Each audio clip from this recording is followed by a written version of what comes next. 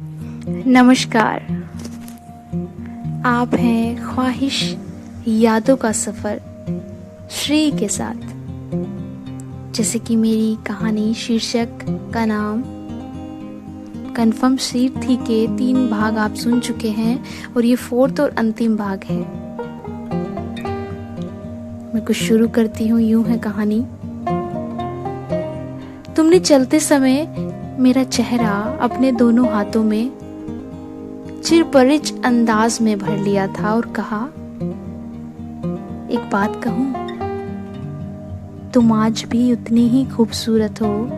आज भी देखो, तुमने गुलाबी साड़ी पहनी है, तुम पर फबने वाला मेरा पसंदीदा रंग। बस यूं ही खुश रहो। यकीन मानो, आज मेरा जीना सफल हो गया। तुम्हें खुश और संतुष्ट देखकर मेरी रूह को सुकून मिला है। हमें विवाह की जरूरत थी ही कहाँ। जो जन्मों के लिए बंधा हो, उसके लिए 7 फेरों का बंधन बेईमानी है। बस खुश रहो। तुमने मुझे एक बार फिर से दुआओं के ढेर में खड़ा कर दिया था। तुम्हारे चरणों में झुक गई थी हमेशा की तरह। अपने माथे से धूल लगा के बोली, अब किताब छपवाओ, पढ़ना है तुम्हें। हाँ, हंस दिए थे तुम। खुद को आईने में देख लिया करो, यही तो लिखता हूं मैं सिर्फ तुम्हें। क्या करोगी पढ़कर? मैं तो लिखता हूं ताकि तुम्हें महसूस कर सकूं। मेरी जिंदगी का लक्ष्य ही तुम हो। तुम्हारी खुशियां, बस तुम्हारी खुशियां। ट्रेन रुक गई थी। हल्का सा उजाला था और तुम उतर गए। चेहरे पर दोनों के मुस्कान थी। दूर तक जाते हुए तुम्हें देखती रही और फिर तुम आंखों से ओझल हो गए।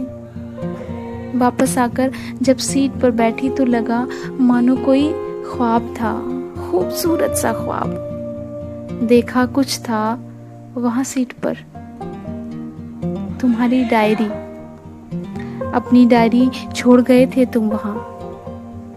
आगे की जिंदगी खूब गुजरेगी क्योंकि तुम्हारी डायरी है अब तो मेरे पास। आंखों के कोर से कुछ अश्क छलक आए थे। सीने में भींच ली थी डायरी, मानो तुम ही हो। ट्रेन ने फिर से गति पकड़ ली थी। आंखें बंद कर मैं खिड़की के शीशे से मानो तुम्हें देख रही थी और मेरे होंठों पर एक मुस्कान, सुकून वाली। कितना अच्छा एहसास है ये। यहीं पर इस कहानी का अंतिम चरण होता है।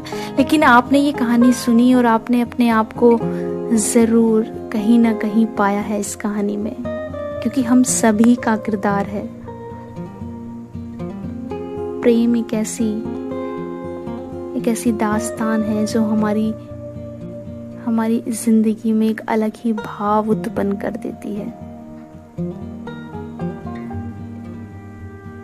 आपके साथ एक नई कहानी लेकर फिर से आऊंगी अगले भाग में। तब तक आप मेरा इंतजार कीजिए और मैं आपका। घर में रहिए, सलामत रहिए। शुक्रिया मुझे सुनने के लिए।